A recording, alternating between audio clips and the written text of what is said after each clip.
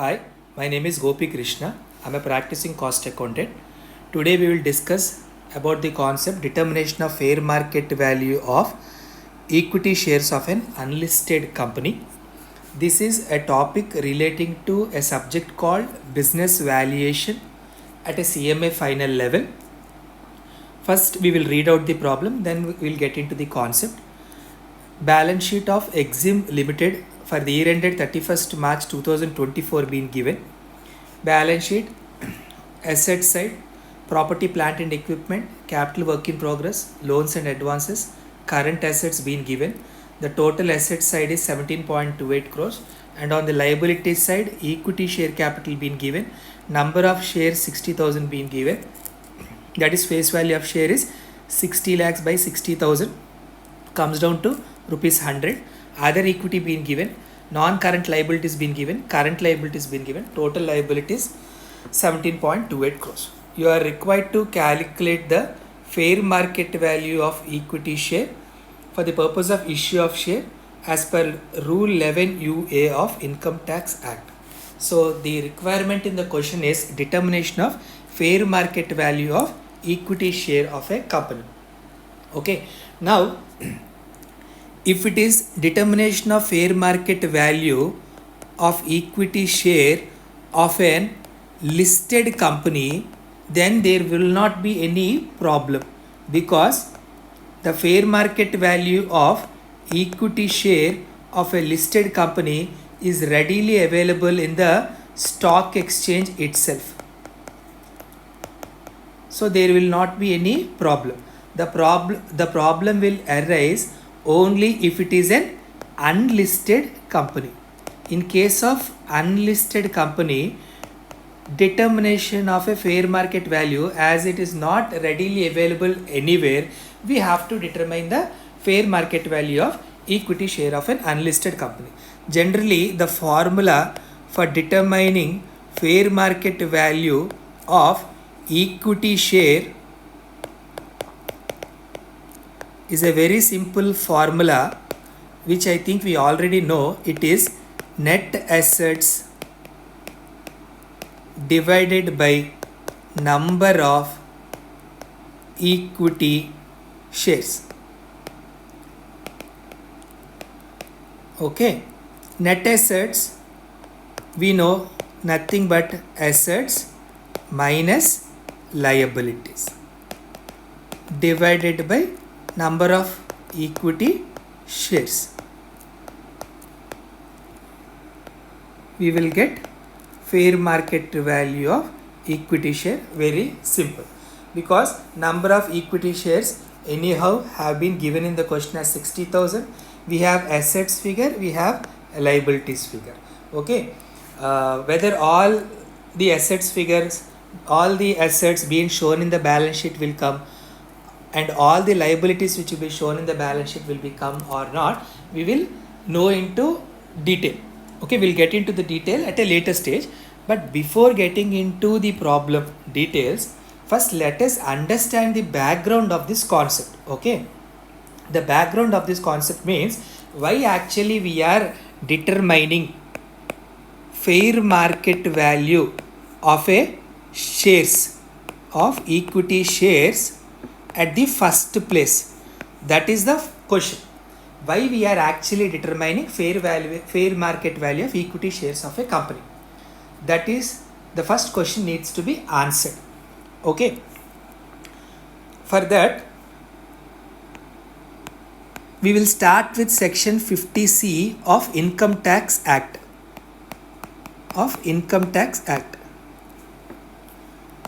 What does section 50C talks about?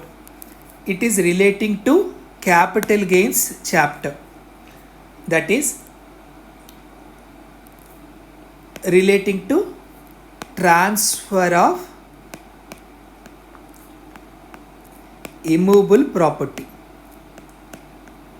Transfer of immovable property. Okay, section 50C of Income Tax Act is relating to transfer of immovable property, which is coming under the chapter capital gains. Okay, take an example. A transferred an immovable property to B. Say like he transferred a house for an amount of rupees, say like 70 lakhs. So A transferred house property to B and B transferred an amount of rupees 70 lakhs to A. So A is transferor. So A will be attracted to capital gains tax. Okay. How do we determine capital gains tax? We know that, right? Sale consideration or net consideration less cost of acquisition or indexed cost of acquisition will become capital gains. So from sale consideration we will deduct cost of acquisition or indexed cost of acquisition. The balance figure will become capital gains. Suppose in the example A transferred a house property, immovable property to B for an amount of rupees 70 lakhs. But if the stamp duty value fixed by the government is suppose 1 crore, that is 100 lakhs, then A will be saying, as I received only 70 lakhs, okay, I will pay capital gains tax on only rupees 70 lakhs after deducting my cost of acquisition. Say suppose 30 lakhs is the cost of acquisition or indexed cost of acquisition. So 70 minus 30, only on 40 lakhs I will be paying capital gains tax. This is what A will say. But government is saying, as the stamp duty value is 100 lakhs, 1 crore, though you received only 70 lakhs, that means though you transferred less than the stamp duty value, okay, when sale consideration is less than the stamp duty value only will become net consideration. So government is saying sale consideration is not what you receive.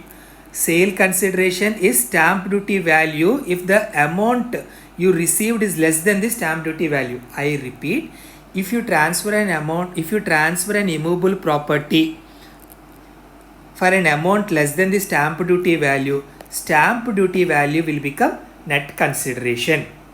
From that amount you have to deduct your cost or indexed cost of acquisition, and the balance 70 lakhs will become liable to capital gain tax as per Income Tax Act under section 50C. Okay, this is about section 50C. Okay, I repeat, if you are transferring an immovable property for a value which is less than the stamp duty value will become net consideration, and from that amount you have to deduct your cost or indexed cost of acquisition. The balance is capital gains. You have to pay capital gains tax on that balance amount. Okay, now coming to next section, section 50CA, similar to section 50C, but it is relating to equity shares transfer. Okay, in our example, suppose A transferred equity shares to B. The fair market value of equity share is suppose rupees 100, but he transferred it for a sale consideration of say like suppose rupees 60. Okay, so A transferred what? Equity shares. B transferred what? A sale consideration of rupees 60. So A is here transferor. So A will say what? I received only rupees 60. My cost of acquisition suppose rupees 30 per share.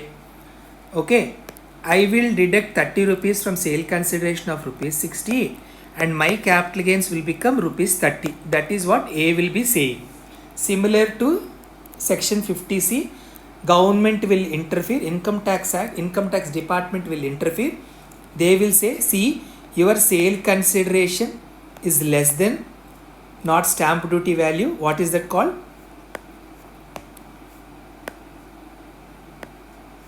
Fair market value is less than fair market value. Your sale consideration is less than fair market value. So therefore net consideration will become fair market value. So therefore we will not accept this 60 rupees. Your net consideration is rupees 100. Your cost of acquisition is rupees 30. So you are supposed to pay capital gains tax on rupees 70 but not 30.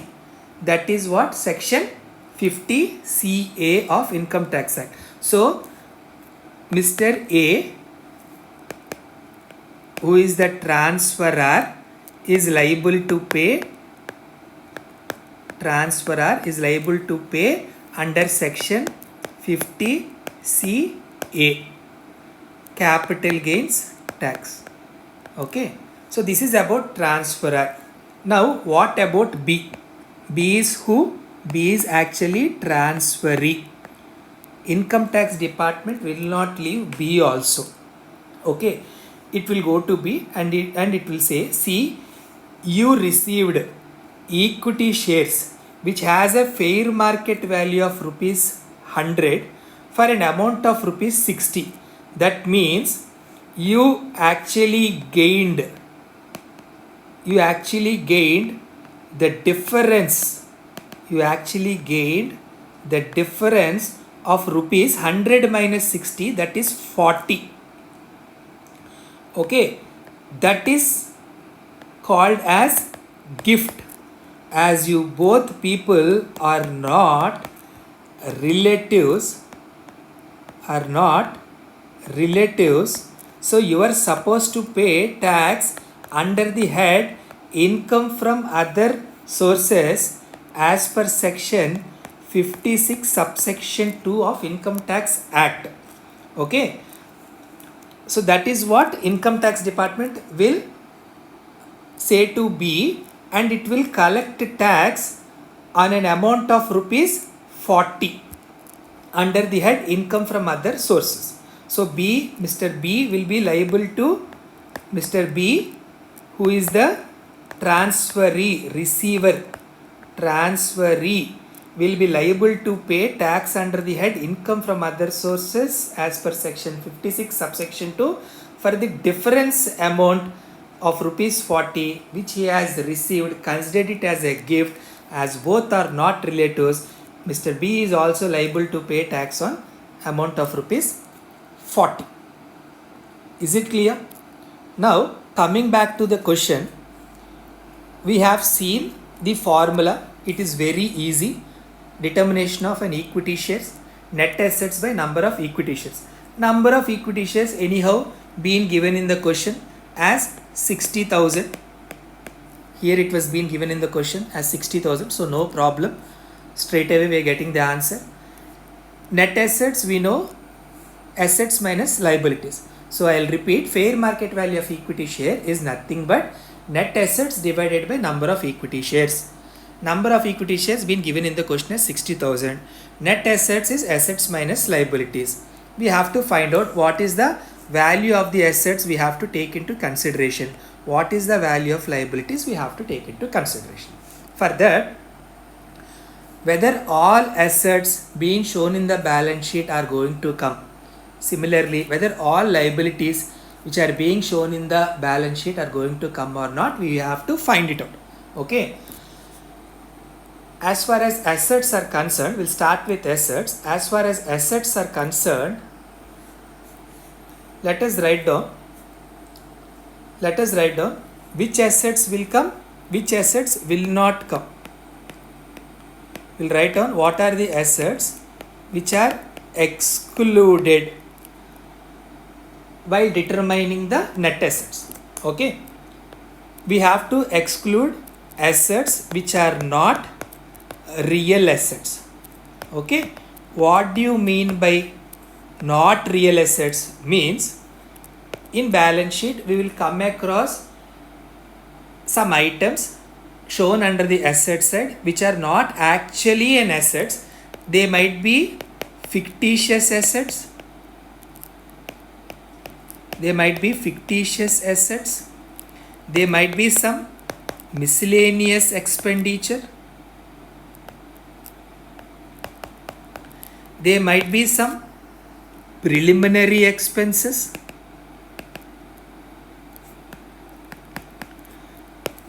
there may be some deferred revenue expenditure. All these are not assets, right? There can be some accumulated losses being shown on the asset side of the balance sheet, that is debit balance of P&L account, all the accumulated losses. So all these items which are shown in the balance sheet as assets, fictitious assets, miscellaneous expenditure, preliminary expenditures, accumulated losses, deferred revenue expenditure, the items which are shown in the balance sheet as assets are not actually real assets. So these assets shall not be taken as assets while determining your net assets. Similarly, liabilities side, we have to consider only outside liabilities. Please consider only outside liabilities. That is, who are outsiders to the company? Creditors, loans, repayment, bills payable, income tax paid. These are the outside liabilities. We have to consider only outside liabilities. Please do not consider owner's liabilities. That means please exclude owner's liabilities. Owner's liability means paid up equity share capital of the company. Other equity should not, these two items shall not form part of liabilities because they are owner's liability. So what we have to consider is only outsiders liabilities. Outsiders liabilities only we have to consider, that is creditors, loans, bills payable, income tax paid, etc. Similarly, provisions for taxation or other provisions, excess provisions which are excess in nature, beyond tax paid, provision for tax, that shall be excluded. Okay. So now coming back to the problem, we will do this solution. So in the question being given, under the asset side, we have total value 17.28 crores, property, plant and equipment, capital work in progress, loans and advances, current assets. All these are real assets. So the total value 17.28 crores can be taken as book value of assets. Book value of assets is equal to 17 crores 28 lakhs 53,389. Now book value of liabilities is equal to, coming to the question, we have total liabilities 17.28 crores. In that, outside liabilities are current liabilities are outside liabilities, non-current liabilities are outside liabilities. So these two are actually outside liabilities, and these two are owner's liabilities. We discussed, right? Owner's liabilities. So owner's liabilities we should not consider. Only outside liabilities, that is current liabilities, non-current liabilities, these two figures only we have to take it into consideration. Okay. So therefore the total is this 4.58 crore, 11.7 crores needs to be added. That will come down to total 16 crores 29 lakhs 47,279. Okay. So assets minus liabilities will become these two minus 99 lakhs 9,110. So fair market value of equity share will become assets minus liabilities by number of equity shares, right? 99 lakh 9,110 is assets minus liabilities. divided by number of equity shares 60,000 being given in the question. So therefore the answer is fair market value of equity share is rupees 165.10. Okay, this is the fair market value of an equity share. What is the face value? What is the face value of the equity share? It is rupees 100 being given in the question. If you look into the balance sheet, equity share capital is total how much? 60 lakhs. Number of shares is how much? 60,000. So 60 lakhs divided by 60,000 will come down to rupees 100. So face value or paid up value of equity share capital is how much? Is rupees 100, right? Okay, what does it actually conveying? Fair market value or book value, both are one and the same. What does it actually conveying? Your fair market value or book value is greater than face value by an amount of rupees. How much? The difference is rupees 65.10. Okay, so the difference is rupees 65.10. So there is an percentage of increase. Percentage of increase is how much? By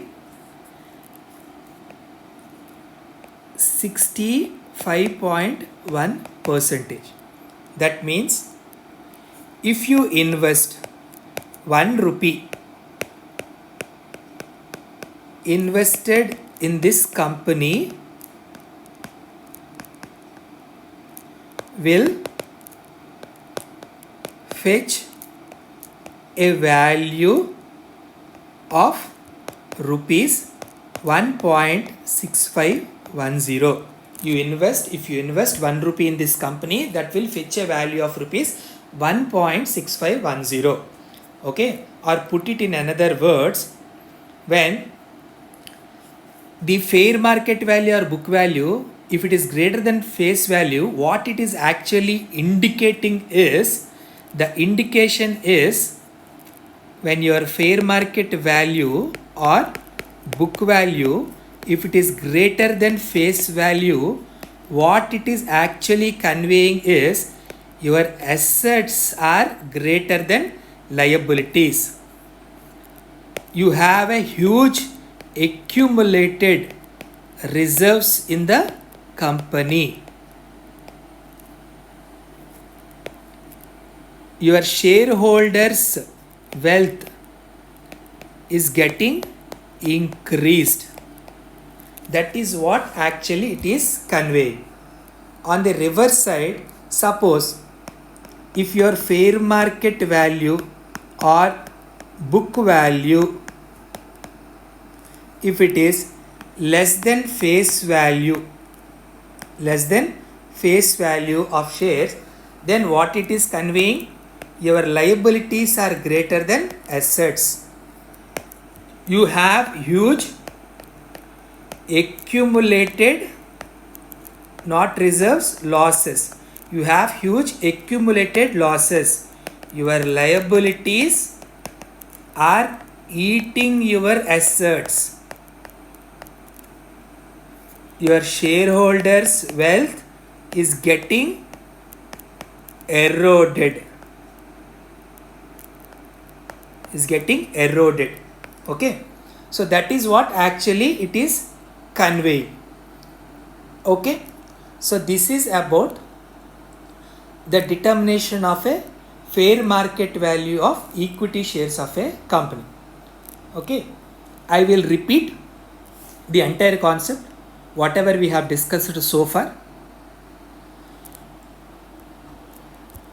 The question is about determination of a fair market value of equity share as per Rule 11 UA of Income Tax Act. Determination of a fair market value at any case is very simple. It is nothing but net assets divided by number of equity shares. Net assets is nothing but assets minus liabilities. Number of equity shares, paid up equity share capital by paid up value per share. will get number of equity shares. Anyhow, it has been given in the question, so no problem for us. We can easily determine fair market value of equity share provided we know what assets have to be taken and what liabilities have to be taken. We actually discussed the background of this concept. We started questioning what is the purpose of determining the fair market value of equity shares of a company. If it is a listed company, we don't have any problem, as it is readily available in the stock exchange. At any given day, at any point of time, we can find out the fair market value of equity shares of a listed company. But to determine the fair market value of equity shares of unlisted company, we have to follow Rule 11 UA of Income Tax Act. Okay, but why actually we are determining fair market value of equity shares means, we studied Section 50C of Income Tax Act, which is relating to transfer of immovable property under the head capital gains chapter. There we have seen, if a person, transferor, have transferred an immovable property to a transferee at a value less than stamp duty value, then stamp duty value becoming net consideration for capital gains tax purposes. Similarly, Section 50 CA, it is relating to transfer of equity shares of a company. If the transfer is less than the fair market value of equity shares of a company, net consideration will become fair market value but not the amount actually received. So if the sale consideration is less than fair market value, fair value becoming net consideration is what we have actually seen. And along with that, not only transferor who is getting attracted to capital gains tax, even the transferee will attract to tax called income from other sources head as a gift, as he is receiving a gift because he is receiving an amount, because he is receiving a shares which is having a fair market value beyond the amount what he actually paid. So for the difference amount, he is taxed as a gift under the head income from other sources as per section 56 subsection 2. That also we have seen. Okay, we calculated the fair market value of equity shares of a company. So book value of assets, what to consider, what should not be considered for assets and liabilities, we have seen. What needs to be excluded from assets means only real assets have to be considered, not real assets. Assets which are not real in nature have to be excluded, like your fictitious assets, miscellaneous expenditure, preliminary expenditure, deferred revenue expenditure, accumulated losses, debit balance of P&L account. All these items should not form part of assets. Similarly, liabilities, only outside liabilities we have to consider: creditors, loans repayment, bills payable, tax paid, income tax paid.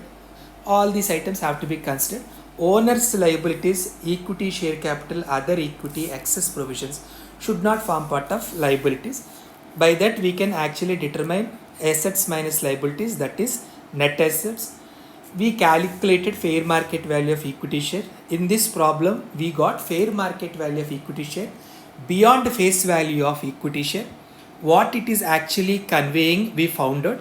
We conveyed that the fair market value determination is nothing but the actual book value per share. The actual book value per share is greater than face value of share, means you have assets more than liabilities.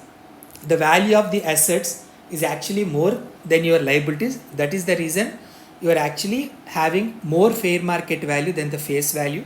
You have more accumulated reserves in your company. Your shareholders' wealth is getting increased. If it is a reverse scenario, that is, if fair market value or book value, if it is less than less than face value per share, I repeat, if the fair market value or book value per share, if it is less than face value per share in a reverse scenario, what it actually indicates, the liabilities are greater than your assets, you have huge accumulated losses in your business, your shareholders' wealth is getting eroded.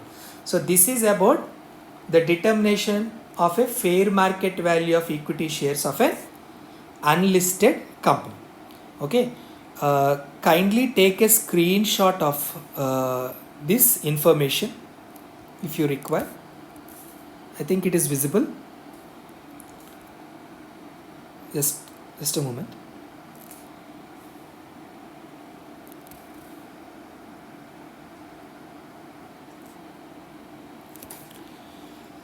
I hope you understood this problem.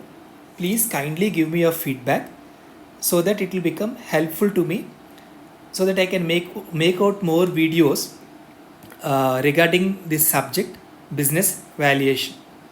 So let us come out with a new concept in the next video. Thank you.